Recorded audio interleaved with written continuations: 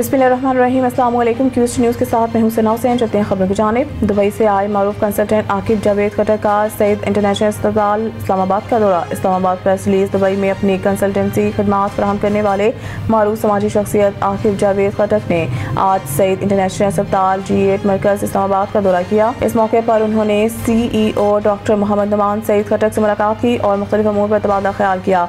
आकिब जावेद खट्टर ने इस अज़म का इजहार किया वो हर इस पाकिस्तानी की मदद के लिए दस्तयाब हैं जो दुबई या मुत्तहिदा अरब अमारात में कंपनी रजिस्ट्रेशन, कारोबारी मशावरत या दीगर कानूनी प्रोफेशनल खदमात हासिल करना चाहता हूँ।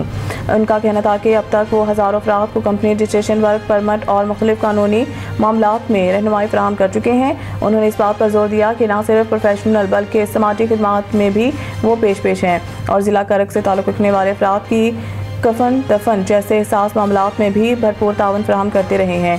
डॉक्टर नुमान सईद खट्टर ने उनकी खिदमात को सराहते हुए कहा कि आकिब खट्टर जैसे नौजवान हमारा कौमी सासा हैं जो वतन से बाहर भी अपने हमवतनों के लिए जज्बा खिदमत रखते हैं।